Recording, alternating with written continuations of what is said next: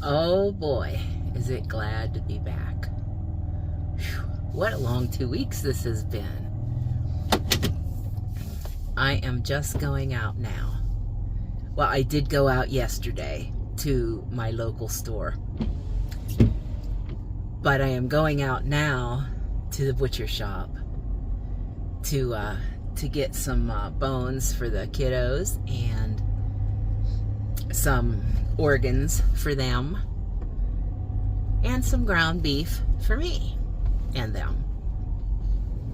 And I was kind of trying to figure out, what I was going to talk about on my next video since it's been a while. I usually don't get sick. Especially since I converted to the carnivore diet, But I have to say, in all honesty, the past almost 8 weeks prior to me getting sick, I had fallen totally away from it, and I was just eating whatever, mainly due to budget concerns. But I have never been so sick in my whole life. I don't remember ever being this sick for this long. It was 11 days. And I feel better today. I feel good today, in fact. But I have that lingering cough. I think that's probably going to stick around for a while. And I gotta stop here for a minute. I gotta pull up here and stop. I'm just coming out my street, and there's some fire whistles and stuff going off right here by the firehouse. So I want to pull over and get out of the way just in case they're coming out. I can sit here and talk to you for a few minutes anyway. So what I was saying is, I have never been, let me get it stopped here. I have never been this sick for this long. 11 days. Now I still have the cough, and it comes and goes periodically, but it's not as bad as it was. But when I was laying in bed the other night, trying to just go to sleep, I started worrying and thinking about, what if this had happened to me 2 weeks before it did, while I was on the road with my dogs? That could have been a disaster, because even though my kiddos are friendly, I had nobody that I could rely on to try to feed them. I mean, not that my friends wouldn't have wanted to help. They certainly would have wanted to help, because they love my dogs. It's just that they're so big and they get so excited and so rowdy that, gosh, I mean, if my friend Julie or one of my other friends there in Florida would have tried to come over and open the door to the trailer, to come in and feed them or anything, they would have been bowled over like, bulls running out the door. And so that got me to thinking while I was laying there and I couldn't go to sleep, And I thought, do you have a plan? And I'm talking not only to me, but to you guys. Do you have a plan? Have you thought about that?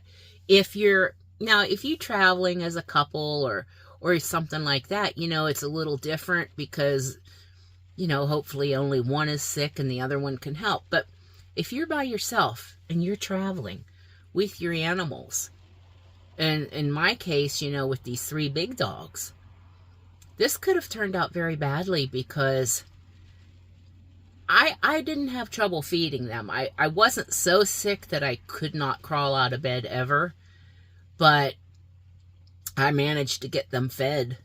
But I have a doggy door, and I have a fenced-in yard at home. If this had happened on the road, I would have been in real trouble, because trying to take them out to do their walkies or to go potty, You know, things like that. That would have been a nightmare because I have to really pay attention to what I'm doing, even when I'm healthy with these guys, you know. And so I thought that would be really scary. And then you'd have to go to the store to get food for them, you know, like I only have this small refrigerator. It was enough to hold food enough for about 4 days for them. But after that, where would my food come from? And I thought, well, yeah, you could call Spark Delivery from Walmart. But then how are you going to get it into your trailer? Like with me, how would I have gotten it into the trailer? I can't expect that Spark driver to bring it in and get mauled by 3 big obnoxious dogs. And I guess I could have wandered outside later on to pick it up, maybe. I don't know, but you know, it's like things you got to think about that really didn't dawn on me before because, well, frankly, I've always been a somewhat healthy person, and especially since I changed my diet 6 years ago. I mean, I was so shocked that I got this sick this time. I'm still a little bit stunned by it, but then, you know, it's kind of a humbling experience too, because you think, well, kind of brings you down a notch and makes you realize you're not invincible. Things can happen, and things do happen.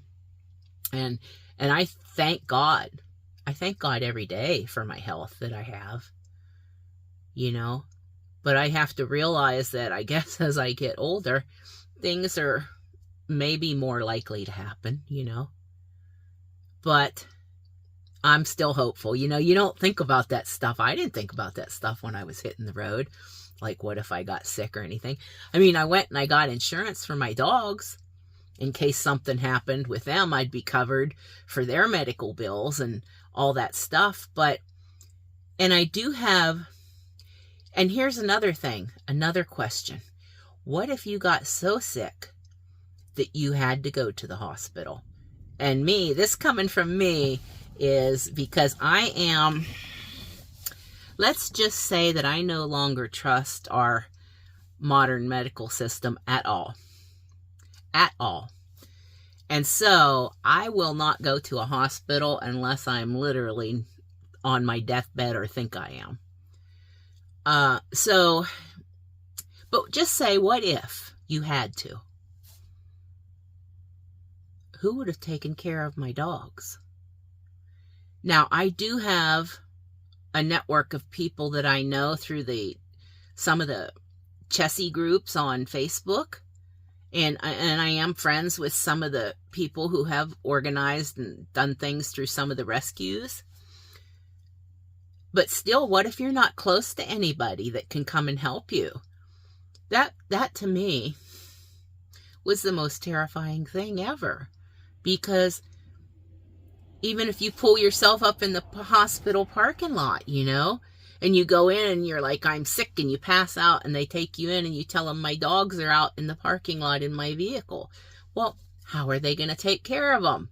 Are they going to be safe enough to go in to take care of my dogs? And this is one of the things that I had been thinking about prior, and what I'm thinking about in the upcoming build for my cargo trailer is the placement and why I'm going to build the crates underneath the bed and things like that, so that if anything, God forbid, should ever happen where I would have to go to a hospital, I could put them in their crates and let a note with someone, a nurse or someone, one of my Chessie friends, and that way at least someone could go in and take care of them without fear of them running out the door when they opened the door to the trailer. So, there's a lot of things to think about, you know, when you travel by yourself, that, you know, if you have your pets with you.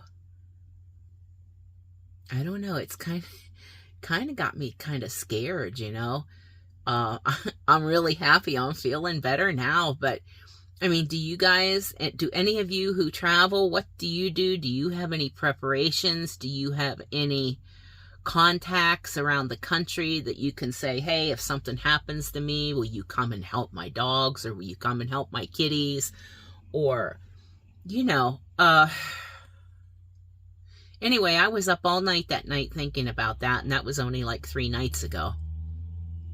But that's something we all definitely need to think about. I mean, all the time, all of us, whether we travel or not, but especially if you're out traveling, because then you're in a totally foreign area to your pets. They don't know where they are. At least at home, they would be comfortable in their home. If I had to go to the hospital or something like that, my sister or someone would go and feed them. But things are quite a bit different when you're out on the road.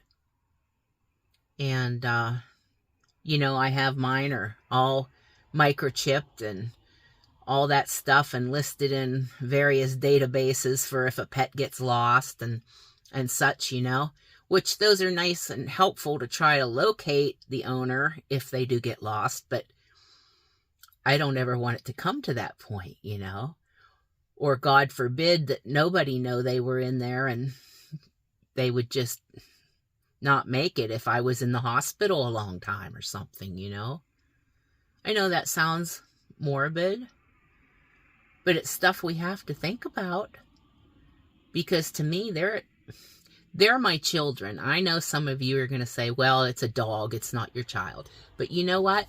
They're my children, and they're like my children. And I care about them that much. I know, I'm just rambling on, aren't I? I'm sorry. I'm just rambling on. I'm so glad to be back talking to you guys. You don't know how much every day I wanted to get on and make a video while I was sick. But I couldn't, because I didn't feel good. And then the few times I thought I could pick up the camera, I looked so horrible. And I know it's not always about what your hair looks like, but it was bad, and I just couldn't do it, So anyway, I guess that's all I wanted to say for today. I just wanted to bring that up. I don't know if any of y'all have ever thought about that before. Do you have plans? Do you make plans for your dogs? What would happen if something happened while you got sick or something else happened to you? So let me know in the comments, what you guys do. And now me, I know some of you are going to say, well, you use a pet sitter or a rover or this or that. Some people are very comfortable with that. I'm not. So and see, that's another thing. I trust very few people with my dogs. And now there's some people that I would trust. Some people I would call and say, would you help me? For instance, other Chessie people that are in our network. I would be much more apt to trust some of those folks than I would just somebody on Rover. But everybody has their own idea of who they could have and to help them and stuff. So let me know what your thoughts are on that. And I'm going to go down to the butcher shop now, or should I say the bone store, and I'm going to get the kids their bones. I told them I'd get them a nice beef knuckle bone today. So I am so happy to be back out of bed and feeling better. It's going to be a little slow going with the cargo trailer here at first, simply just because it's so yucky outside, and I really need to get back to doing some gig work. I'm going to start that next week. But I did write up a new set of plans for the inside of it. And I will be making more videos. I'll probably do our live again on Sunday, this coming Sunday. So I guess that's about all for now. But I wanted to thank each and every one of you for all the kind wishes and everything, and well wishes that you sent while I was sick. So thank you so much. I'm so glad you're here. And I'm so glad that we get to have these moments together. So I'll talk with you again soon. I'll see you on the next one. Bye for now.